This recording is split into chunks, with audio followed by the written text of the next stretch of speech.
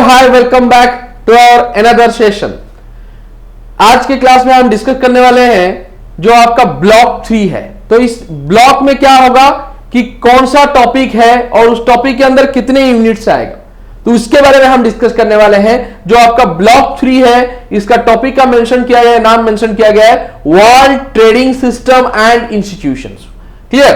World trading systems and institutions ये block 3 में है, जो आपका IBO 1 के अंदर आता है। और IBO 1 में जो आपका ब्लॉक 3 है, ब्लॉक 3 में ये पहला टॉपिक आएगा। उसके अंदर 4 यूनिट्स है, सॉरी 5 यूनिट्स है, unit 9, unit 10, unit 11, unit 12 and unit 13।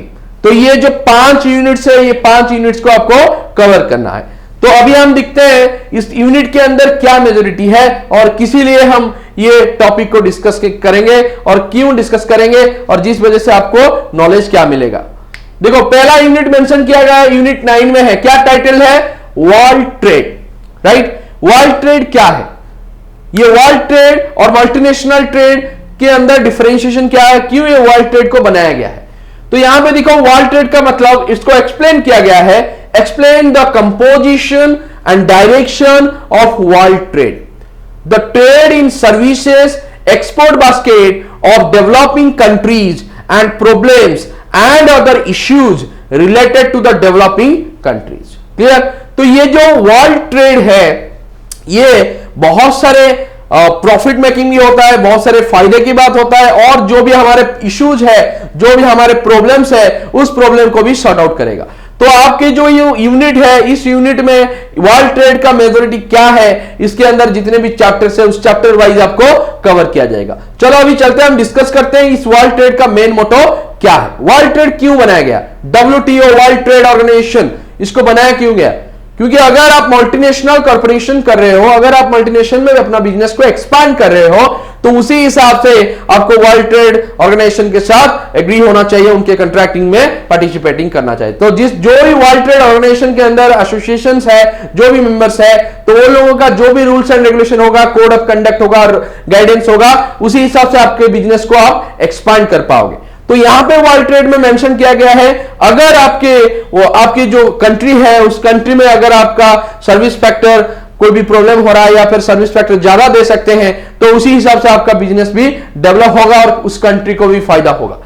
Another point is, जो भी डेवलपिंग कंट्रीज है, अगर उनका कोई भी इश्यूज और प्रॉब्लम्स हो रहा है, तो उस प्रॉब्लम को सॉर्ट आउट करने के लिए वर्ल्ड ट्रेड ऑर्गेनाइजेशन एसोसिएशन यहां पे हेल्पफुल होगा। तो ये जो वर्ल्ड ट्रेड ऑर्गेनाइजेशंस मेंशन किया गया है, तो डिफरेंट कंट्रीज को बेनिफिशियरी बनाने के लिए, मान लो हमारे कंपैरेटिवली अगर हम इंडिया, हमारे कंट्री के अंदर, हमारे country is a developing country, तो आगे अगर हम यहां पे बोलेंगे इंडिया और कंपैरिजन टू द यूएसए, तो इन दोनों कंट्रीज के अंदर डिफरेंशिएशन क्या है? तो सर दोनों कंट्री में डिफरेंशिएशन इज इकोनॉमिकली चेंजेस यहां पे बहुत ज्यादा दिखने को मिलेगा। अगर हम दिखेंगे हमारे 1 रुपया का वैल्यू, वहां पे हमारे 1 रुपया वहां पे ज्यादा पैसा होता है। अगर वहां के कंट्री का $1, तो यहां हमारे यहां पे ज्यादा पैसा होता है। तो अगर हम $1 फॉलो करेंगे तो $1 होगा यहाँ पे 72 रुपीज, यार आई थिंक ज्यादा ही होगा। तो यहाँ पे 72 रुपीज से ज्यादा हो रहा है, मतलब इसका मतलब क्या है, उनके $1 हमारे $1 रुपीज के साथ कंपैरिजन नहीं हो रहा है और ज्यादा हो रहा है। तो इसी वजह से हमारी इकोनॉमिकल स्टैंडर्डाइजेशन क्या है हमको पता चल जाता है। तो इसीलिए जो वर्ल्ड ट्रेड ऑर्गेनाइजेशन है, जो भी डेवलपिंग कंट्रीज है, उनका कोई भी प्रॉब्लम और इश्यूज हो रहा है, उस इश्यूज और प्रॉब्लम को सॉर्ट आउट करने के लिए वर्ल्ड ट्रेड ऑर्गेनाइजेशन को बनाया गया। अनदर पॉइंट क्या है? यूनिट 10। यूनिट 10 में मेंशन किया गया है टाइटल मल्टीलेटरल ट्रेडिंग सिस्टम। तो बच्चों यहां पे 2 टाइप्स मिलेगा, एक तो है आपका मल्टीलेटरल और एक है क्या, प्लूरिलेटरल। ये दोनों के अंदर डिफरेंशिएशन क्या है? मल्टीलेटरल ट्रेडिंग सिस्टम मतलब मल्टीलेटरल एग्रीमेंट्स जो होता है, 3 से ज्यादा, मतलब 3 से ज्यादा कंट्रीज में अगर आप इंटरफेरेंस रख रहे हो, एग्रीमेंट कर रहे हो, उस टाइप ऑफ एक्टिविटीज को हम मल्टीलेटरल बोलेंगे।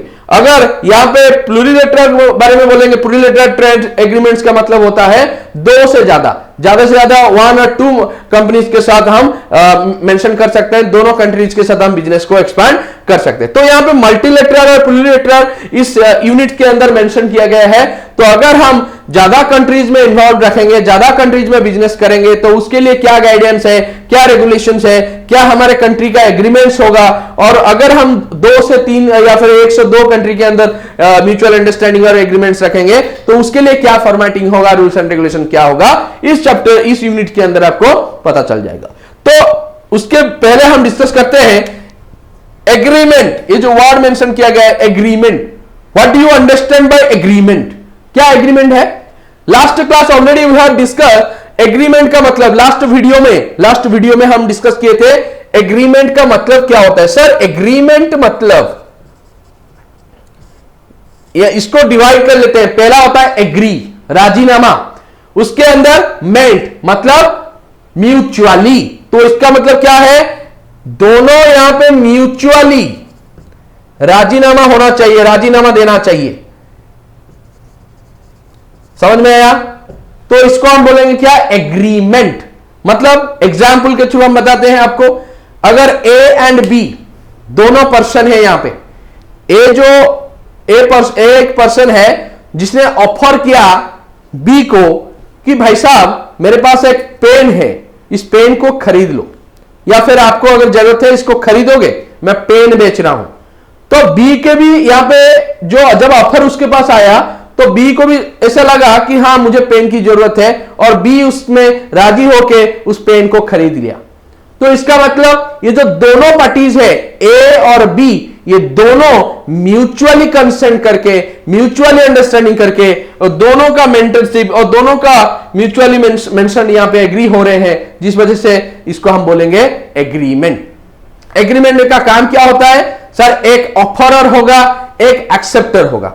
ए ने यहां पे ऑफर किया और बी उस ऑफर को एक्सेप्ट किया, तभी हम इस टाइप ऑफ कैटेगरीज को हम क्या बोलेंगे, दोनों का एग्रीमेंट बन गया, राइट? तो दोनों का एग्रीमेंट बन गया, तो इसीलिए यहां पे एग्रीमेंट टर्म्स आया। एग्रीमेंट मतलब जो राजीनामा यहां पे म्यूचुअली होना चाहिए। तो यहां पे जब हम वर्ल्ड ट्रेड ऑर्गेनाइजेशन सिस्टम में जाएंगे, या फिर यहां पे हम प्लूरिलेटरल और मल्टीलेटरल के अंदर जाएंगे, तो इसके थ्रू आपको पता चल जाएगा कि इन दोनों के अंदर कैसे कैसे डिफरेंशिएशन है और इसका काम क्या है, और इसके अंदर कैसे एग्रीमेंट्स वगैरह होता है और कंट्रैक्टिंग वगैरह होता है। और हमारे कंट्रीज में, जो हमारे डेवलपिंग कंट्रीज है, इंडिया में क्या पोजीशंस है ये मल्टीलेटरल ट्रेडिंग सिस्टम का, जिस वजह से हम हमारे बिजनेस को एक्सपांड ज्यादा कर पा रहे हैं या नहीं कर पा रहे हैं। इस यूनिट के अंदर आपको ये टॉपिक मिल जाएगा। इसके अंदर जितने भी चैप्टर्स हैं उस चैप्टर के थ्रू हम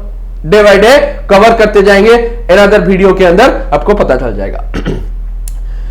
थर्ड पॉइंट मेंशन किया गया है यूनिट 11, यूनिट 10 के बाद आएगा यूनिट 11। तो यूनिट 11 का टाइटल क्या है यहां पे? तो यूनिट 11 का टाइटल मेंशन किया गया है यहां पे, रीजनल इकोनॉमिक ग्रुपिंग्स। तो यहां पे मेंशन किया गया है, discuss the history, forms, present position and rationale of regional economic groupings, their impact and India's response to their development।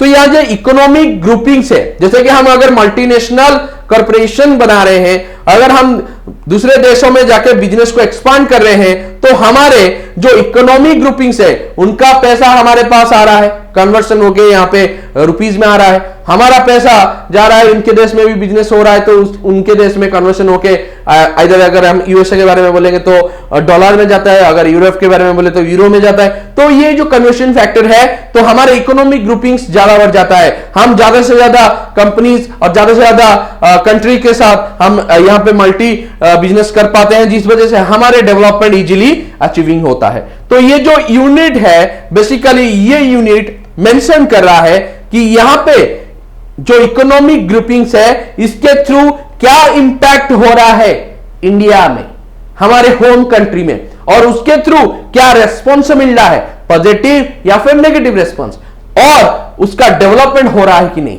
तो ये यूनिट कवर करेगा इंडियाज रेस्पॉन्स एंड डेवलपमेंट और पॉजिटिव और negative impact through the regional economic groupings. अगर regional economic groupings हो रहा है तो उसके थ्रू आपको क्या इंपैक्ट मिल रहा है, ये इजीली आइडेंटिकल हो पाएगा। अनदर पॉइंट है यूनिट 12। तो यूनिट 12 में क्या मेंशन किया गया है, उसका टाइटल क्या है, international commodity agreements. International commodity agreements, इसका मतलब क्या है? ऑलरेडी मैं यहां पे एग्रीमेंट के बारे में मेंशन कर चुका हूं। तो यहां पे इंटरनेशनल कमोडिटी क्या है लिखा गया है, explain the nature of trade in primary commodities, role of solving the problems of primary commodities and reviews major international commodity agreements. तो मेजर और माइनर और प्राइमरी जो कमोडिटीज हमारे पास है तो उसका डेवलपमेंट इजीली इसके थ्रू होगा। अगर हम इंटरनेशनल बिजनेस कर रहे हैं तो हमारे पास जितना कमोडिटी है, जो भी प्राइमरी कमोडिटी है, वो हम बाहर के देशों में बेच सकते हैं। जो भी कमोडिटी यूज कर रहे हैं उनके देशों में यूजेस हो सकता है। अगर उसके थ्रू, अगर कमोडिटीज के थ्रू अगर हमारे प्रॉब्लम्स कुछ हो रहा है तो उसको हम सॉल्विंग भी कर पाएंगे। तो इसीलिए यहां पे मेजॉरिटी रखा जाएगा कि क्या क्या कमोडिटीज इसके अंदर यूज होता है, एग्रीमेंट के अंदर यूज होता है, जो इंटरनेशनल मार्केट के थ्रू हमको फायदा भी मिलेगा। तो ये यूनिट जो है यहां पे टाइटल मेंशन करता है इंटरनेशनल कमोडिटी एग्रीमेंट्स, जिसके अंदर हर टाइप ऑफ प्रॉब्लम का सॉल्विंग हो सकेगा। यहां पे रिव्यूज होगा, क्या मेजर इंटरनेशनल कमोडिटी यहां पे चल रहा है, और उसके साथ ही साथ एग्रीमेंट्स का काम भी कैसे चल रहा है, ये सारी चीजें भी आपको मिल जाएगा। Another one is last one, यहां पे यूनिट क्या है, यूनिट 13। यूनिट 13 का टाइटल क्या है? यूनिट 13 का टाइटल मेंशन किया गया है international financial institutions. International financial institutions. तो फाइनेंशियल इंस्टीट्यूशन है क्या? नॉर्मल वर्ड में बोला जाए फाइनेंशियल इंस्टीट्यूशन, किसको हम बोलेंगे सर? फाइनेंशियल इंस्टीट्यूशन जैसे कि हम बोलेंगे सर हमारे बैंक्स को, जो हमारे मनी मार्केट होता है, जो हमारे बैंक्स होता है, इसको हम फाइनेंशियल इंस्टीट्यूशंस बोलेंगे। तो अगर हम इंटरनेशनल मार्केटिंग कर रहे हैं तो इंटरनेशनल फाइनेंशियल इंस्टीट्यूशन भी यहां पे सपोर्ट हो रहा है, जिस वजह से हमारे बिजनेस का ऑब्जेक्टिव्स क्लियर हो पाता है। ऑब्जेक्टिव्स का मतलब वर्तमान के लक्ष्य क्लियर हो पाता है, जिस वजह से हमारे यहां पे बिजनेस इजीली एक्सपांड होगा, डेवलपिंग होगा, और हम अचीव कर पाएंगे मेनी टू मेनी फॉर्म्स। तो यहां पे जो फाइनेंशियल इंस्टीट्यूशंस है, इसका मतलब क्या है? फाइनेंशियल इंस्टीट्यूशन का मतलब बैंक्स होता है।